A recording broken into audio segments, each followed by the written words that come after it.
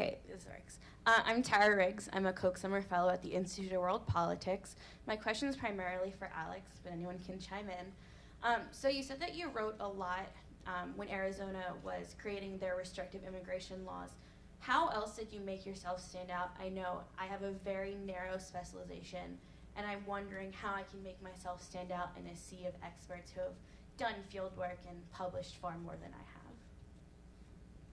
Well, one thing to do is to try to take a look broadly at the field and find an area where a lot of people just aren't writing a whole lot about. I mean, it's a lot easier to get your start, being the second or third person writing about a specific subset of that topic than being the 500th person.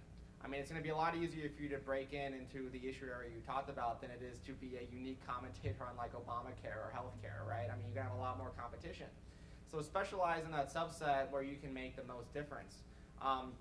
I had an advantage. I was a libertarian writing about immigration from a free market perspective at a time when there really weren't there was hardly anybody who was writing about that topic.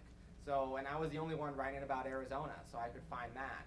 So that's intimately know your topic, try to follow where your topic is going, follow the news, follow all that stuff, and try to find something where a niche where a lot of people just aren't writing about specifically something that you can take advantage of and that you can write about and make your own, and then people will start to notice you in that way. And then you can use that to co-author with somebody else in that topic. I mean, that's always, there's no shame. I mean, co-authoring is a great thing.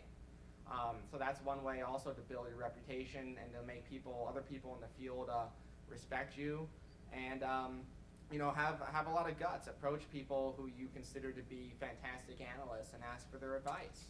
Because a lot of times, I have a list of like 40 things in my office that I want to research, but I just don't have the time people to write anything about them. And I guarantee a lot of these other analysts have similar things too. And that might be a really good way to brainstorm to get some ideas. Can I add, it's so important to self-promote, whether you're on even if you're doing more exclusively policy than journalism. Like you can actually email editors at Huffington Post, at Drudge Report, and just like link. I do this every day. Just send my articles. I thought the other day I thought I wrote something that was like really. I thought conservatives would really like it. So I went to RushLimbaugh.com and I emailed it to Rush Limbaugh, and he read it on the air, and it was our highest traffic story of the day. So like I don't know Rush Limbaugh. I don't even like Rush Limbaugh, but there's no reason not to do that if what you want to do is expose more people to the things that you're passionate about and knowledgeable about. And then maybe they'll consult you in the future. So just be your own promoter, unless you have someone working to do it for you.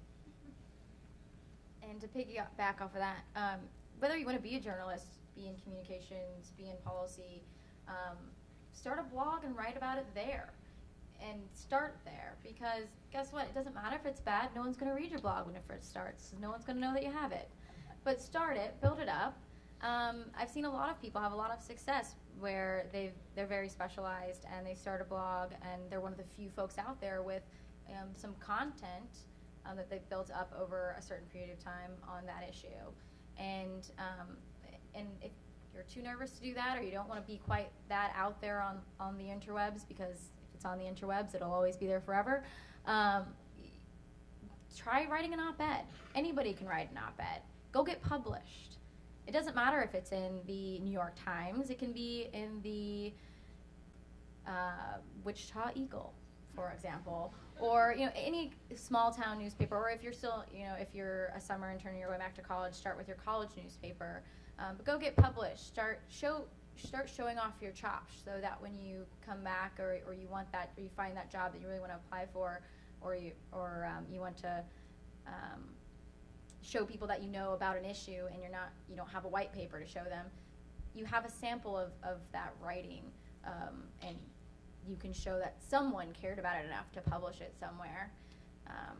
And so that's something I would maybe start with.